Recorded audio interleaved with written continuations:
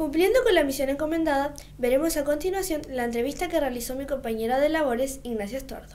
Muchas gracias, Valentina. En la entrevista realizada al gobernador marítimo de Puerto Montt, capitán Pedro Valderrama, conversamos sobre diversos temas relacionados con el quehacer marítimo en la región. Por lo que partimos preguntándole al gobernador sobre las especies marinas que se vieron comprometidas por el fenómeno de la marea roja. Veamos qué nos respondió el gobernador. Hay una serie de microalgas que se desarrollan y viven en el océano y también en las aguas interiores. Y algunas de ellas son capaces de generar toxinas. Tradicionalmente en Chile la que ha estado más avecindada por más de 40 años es la Alexios-Catonella y genera un veneno paralizante, neuroparalizante. Hay otras dos derivadas también, que hay una que es diarreica y otra que es amnésica.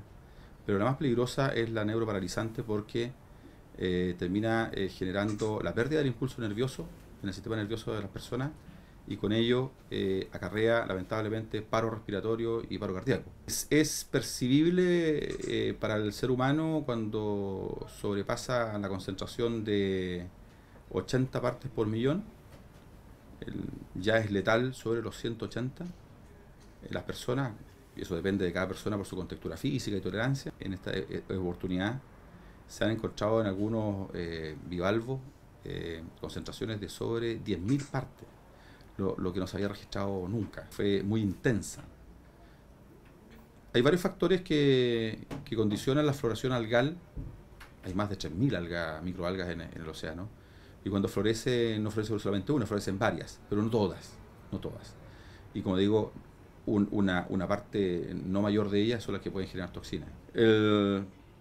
El calentamiento global es un factor. Se calentó el océano. Ustedes saben que tuvimos durante el periodo del año pasado un fenómeno agravado del efecto del caso del Niño. El Niño es cuando la temperatura superficial del agua sube más de 2 grados en el océano. En este último evento, que se llamó Niño Godzilla, subió hasta 6 grados más, lo que generó esta situación.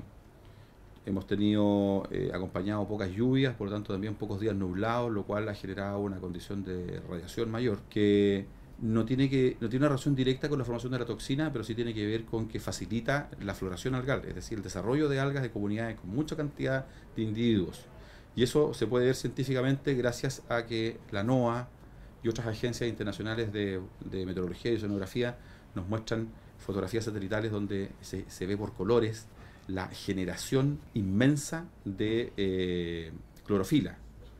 Como son vegetales, en su desarrollo, con su relación de captación de la luz solar, generan clorofila. Y esa se puede ver por unas imágenes satelitales, como esto ocurre en superficie, y nos muestra que hay una altísima productividad frente a Chile, también ha habido frente a España, frente a Australia, por este marcado Niño Godzilla. Así que lo que ocurre en el fondo son floraciones algales notables. Habíamos tenido en aguas interiores varios efectos, y esta vez fue en la zona costera oceánica. Y lo lamentable de esto es, como digo, que hay algunas de estas, este es un dinoflagelado, esta cita clasificado, que genera esta toxina, el veneno neuroparalizante, que es lo peligroso para la salud humana, y que han sido concentraciones tan altas que no habían habido nunca registradas en Chile. Hemos tenido otros eventos notables como son la varazón de machas, la varazón de otros mariscos que incluso no siendo mitílidos, no siendo de dos valvas, han tenido varazones. ¿Pero siempre ha habido marea roja o algún tiempo hubo más marea roja que antes? Como Chile no tiene estudios de larga data, hay conciencia de que hace más o menos 50 años ya hay eventos de marea roja en nuestras aguas interiores. Pero con esta manifestación, con esta intensidad, no habíamos tenido nunca. ¿Por qué esta marea roja ha afectado a los no filtradores?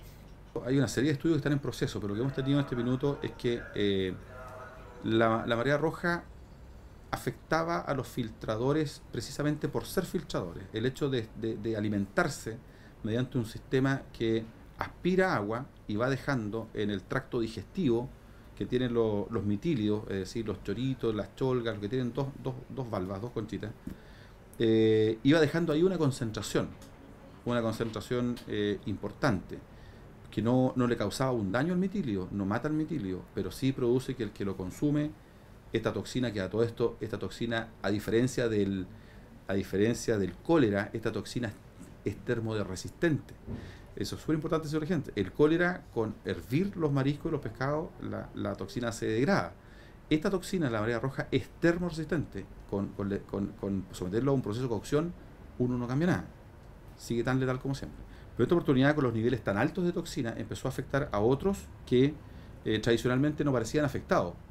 ¿Por qué? Porque, por ejemplo, el loco. El loco es un ramoneador. Va recorriendo el fondo marino, las piedrecitas, y va comiéndose las algas chiquititas y algunos pequeños crustáceos. Es más, el loco tiene una puntita, una púa que es capaz de romper conchitas y comerse algún mitilio. Bueno, y el loco, como solo almacena en su tracto digestivo, que es muy chiquitito, y que uno cuando consume el callo del loco lo desprecia, lo mismo que la tinta. El tinte del loco va en una membrana que recubre el callo. Entonces el callo estaba siempre eximido de concentraciones considerables. El año pasado sí tuvimos por primera vez callos con concentraciones sobre 80 partes por millón, ¿cierto? Probablemente maltratados, no bien limpios. Y también encontramos, por ejemplo, el erizo. El erizo tampoco no debiera generar concentración de marea roja, ¿ah? Pero hemos encontrado erizos en aposamiento, mallas contra mallas de mitilio, y se han encontrado. En Bahía Mansa se murió un perrito porque está acostumbrado a comer algas. Las algas tampoco tienen marea roja. Las algas no digieren. De hecho, es otro vegetal marino.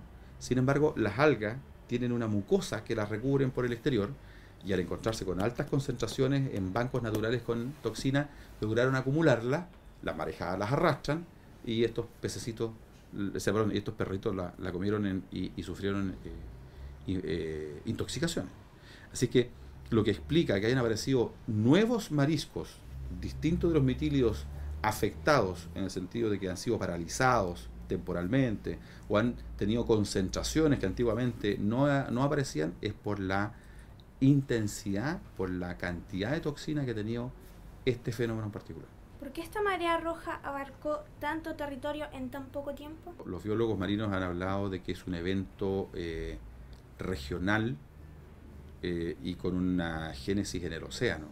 Entonces, el océano permanentemente está llegando a las costas y está acumulando la cantidad de microalgas, lo que hace a su vez que, habiendo generado la toxina, exista una permanencia, una concentración alta de agentes, entiéndase, dinoflagelados, portadores de la toxina.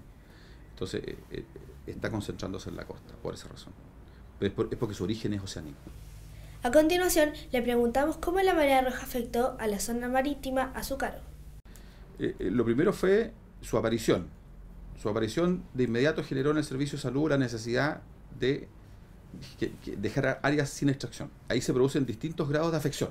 Por ejemplo, hay gente que es pescador artesanal y sus ingresos, digamos, están muy marcados por la recolección bentónica, que son a la gente que el gobierno quiso ir a ayudar en primera línea. Hay otros pescadores artesanales que tienen otras actividades, ¿ah?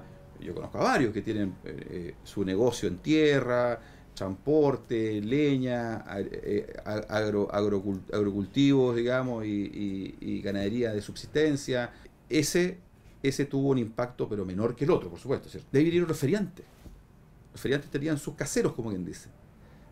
Hay cadenas de confianza. ¿A quién le compro yo para revender? Bueno, el que tenía su casero, que era este que está afectado, evidentemente se quedó sin vender. Y después vienen los gastronómicos, las caletas mismas, las cocinerías, hasta los más elaborados, que son los restaurantes o los hoteles, que se quedaron también momentáneamente sin proveedores o sin insumos. Entre medio de todo esto están los transportistas menores, las camionetas chiquititas que transportaban, se quedaron sin transportar. Y después vinieron, por ejemplo, los trabajadores de los mitílidos, la gente que trabaja en las concesiones de miticultura, que tienen cuelgas con choritos, con cholgas, incluso con la gente que tiene los erizos.